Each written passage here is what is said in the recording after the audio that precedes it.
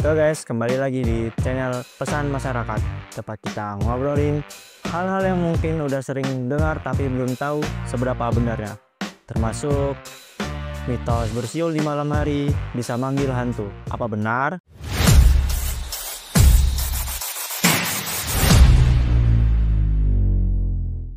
Pernah nggak sih kamu sendirian di rumah, malam udah larut, suasana sepi, dan kamu iseng bersiul?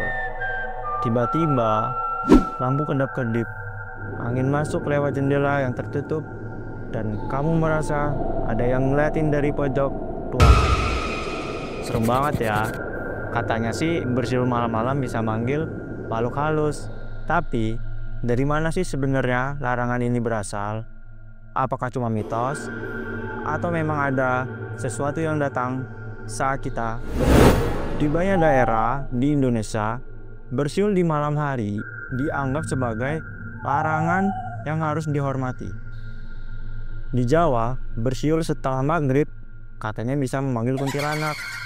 Ada cerita dari sebuah desa di Jawa Tengah tentang seorang anak laki-laki bernama Bayu. Bayu suka bersiul dan tidak percaya mitos. Suatu malam saat dia pulang dari rumah temannya, dia bersiul sepanjang jalan. Jalannya berapa panjang dia jalannya ya. Dan besoknya Bayu pun sakit, demam tinggi, menggigau. Matanya seperti melihat sesuatu yang gak bisa dilihat orang lain. Ia terus bilang, dia mengikuti aku dari ujung jalan, rambutnya panjang dan marah. Konon katanya makhluk itu datang karena siulan Bayu yang dianggap sebagai panggilan. Di Kalimantan, bersiul di malam hari dipercaya bisa mengundang hantu, anak-anak seperti bayi gombel atau tuyul. Masyarakat setempat percaya bahwa siulan adalah suara yang menarik perhatian makhluk-makhluk yang kesepian. Kalau saya sih nggak kesepian. Dan makhluk seperti itu suka ikut pulang. Ternyata kepercayaan ini bukan cuma di Indonesia. Di luar negeri pun ada. Salah satunya di Jepang, bersiul malam disebut yafukasi dan dianggap bisa mengundang ular, roh, atau pencuri. Dan di Filipina, mitos mengatakan bersiul malam bisa memanggil aswang, makhluk menyerupai vampir yang suka memangsa manusia. Bahkan di beberapa budaya Eropa, bersiul malam dianggap sebagai tanda kesialan dan diyakini bisa memanggil iblis atau roh penasaran. Apa kesamaan semua ini? Malam hari adalah waktu sunyi dan siulan yang terdengar ringan dan tidak lazim di suasana malam jadi seperti sebuah sinyal. Tapi sinyal untuk siapa?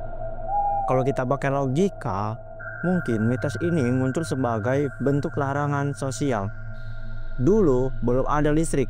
Malam hari identik dengan bahaya, hewan buas, dan maling. Siulan di malam hari bisa jadi kode rahasia antar pencuri, makanya dianggap berbahaya.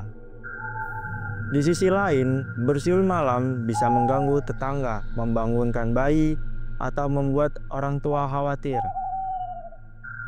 Dari sisi psikologis, suara siulan yang melengking di malam yang bunyi bisa memicu ilusi pendengaran alias kita jadi ngerasa ada suara lain menyusul. Padahal cuma gema atau angin. Dan begitu otak kita udah takut, suara sekecil apapun bisa berubah jadi teror. Zaman udah modern, tapi mitos tetap hidup. Kenapa? Karena mitos bukan cuma soal percaya atau tidak, tapi soal rasa hormat terhadap budaya dan pengalaman kolektif masyarakat. Ada banyak hal yang gak bisa dijelaskan, dan terkadang lebih baik berhati-hati. Bersiul mungkin kelihatan sepele, tapi kalau itu bisa menimbulkan ketakutan, keresahan, atau bahkan panggilan gaib, apa kamu tetap berani? Gimana menurut kamu? Apakah mitos bersiul di malam hari itu cuma cerita nenek moyang? Atau ada sesuatu yang memang tidak terlihat? Ingat, dan bersiul malam-malam. Kalau kamu nggak siap, buat kedatangan sesuatu. Pernah punya pengalaman aneh karena bersiul di malam hari? Tulis di kolom komentar ya. Jangan lupa like, subscribe, dan aktifkan lonceng supaya gak ketinggalan video-video kami. Sampai jumpa di next video.